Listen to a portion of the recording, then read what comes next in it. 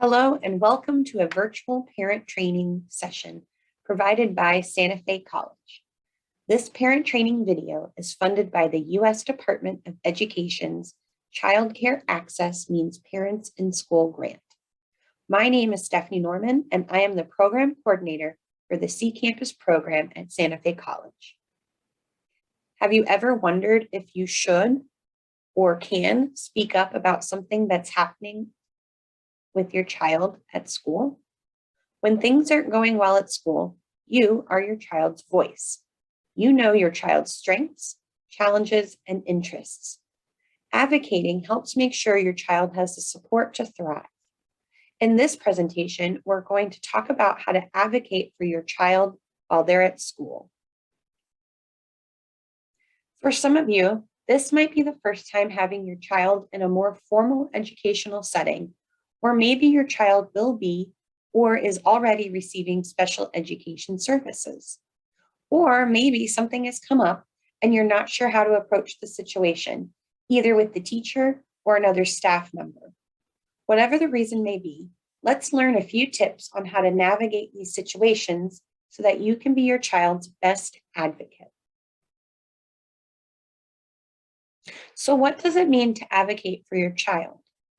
You know what your child's strengths are and the areas that need improvement. You know your child's likes and dislikes, and you're your child's first teacher.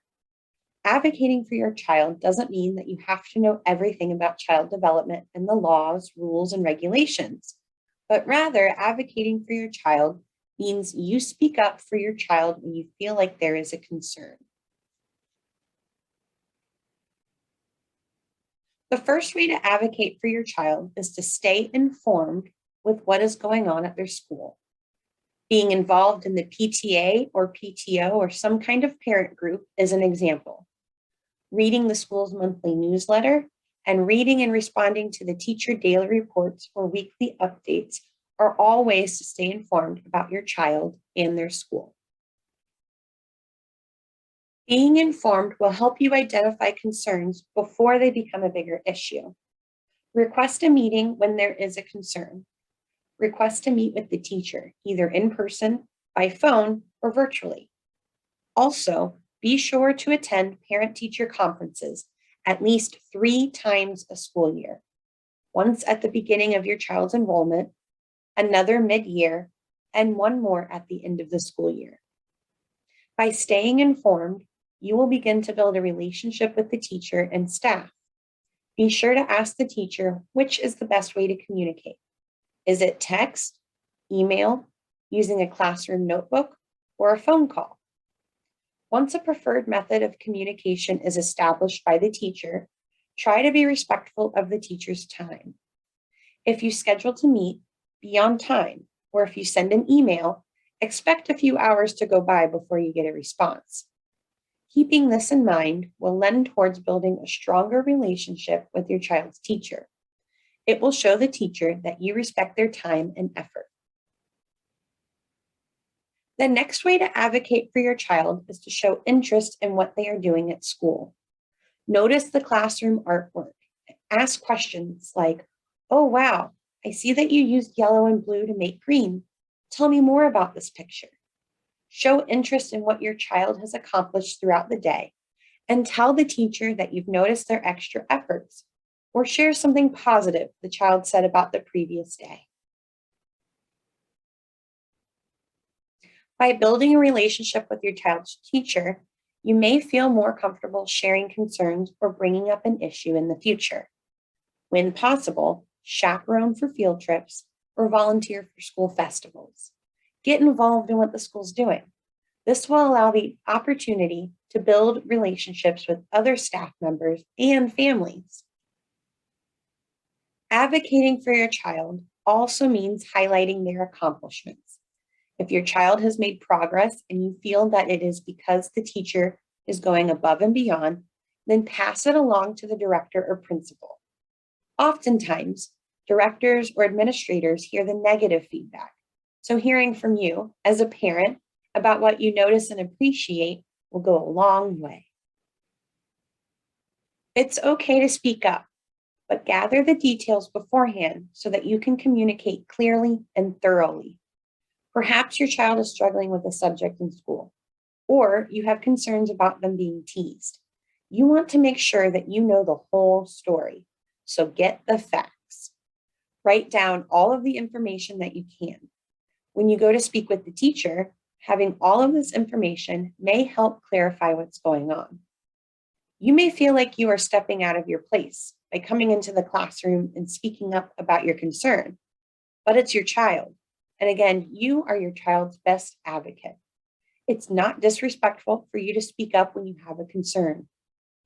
If the teacher says something that you are unfamiliar with, such as a term or an acronym, ask them to clarify. You can ask in person or an email afterwards. It's part of your parent rights to understand the process of education and special education. Teachers want their students to excel and to thrive. Teachers want parents and caregivers involved. Just remember that the teacher is there to help support you and your child. If there is a concern that you have, it's always best to start with your child's teacher. Maybe when you're dropping off your child in the morning, you could pull the teacher aside and say, "Hey, I'd like to talk with you about something. What's the best way for me to get a hold of you so that we can chat about it?" Teachers prefer to have the chance to clear up any miscommunications or provide further information if it's needed, rather than having the parent go to the director or principal. Remembering that your child's teacher is also on your child's team can help you approach the conversation with less tension. Find out what strategies are being used in the classroom. Does the teacher role model or teach self-soothing skills? How are the children disciplined? What's the schedule like for your child throughout the day? When is lunch? When is recess? When is nap time? Is there space in the classroom for your child to go to if they feel overwhelmed? Classroom management styles differ between teachers, and chances are your home life isn't structured like your child's class. Understanding the different boundaries of your home life and your child's classroom can help you advocate for possible accommodations if needed.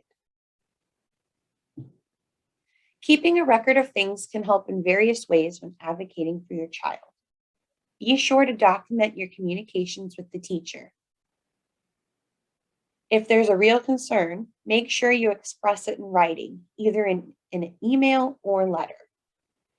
Request copies of any educational records or assessment results from the teacher conferences, from health screenings or referrals. And be sure to document any challenges that your child may have. All of these things can help you keep track of your child's progress and provide support for any future concerns that you may have. Hopefully, your concerns will be heard and addressed by your child's teacher and the school.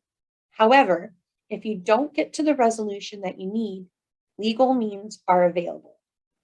This really falls under special education. If your child's disability affects their education performance, you have rights under the Federal Individuals with Disabilities Act to have your child tested to determine their special education eligibility. Each school has a parent handbook, as required by the state of Florida's Department of Children and Families licensing requirements. Be sure to get a copy of this handbook when you are enrolling your child. Read it through and keep it with the other educational documents and notes. To review, first, meet with your child's teacher at the beginning of the school year. Then, build a relationship of trust with your child's teacher and the school. Gather details before requesting a meeting. Start with your child's teacher when there's a concern. Be prepared for meetings. Keep records of your child's educational progress. Know your rights and ask for clarification if you need it. If you would like to review the resources that were used to create this virtual parent training session, please visit the following links. If you are interested in learning more about the C Campus program, please visit the C Campus grant landing page at sfcollege.edu/childcare. This concludes the virtual parent training session. Thank you for viewing this presentation.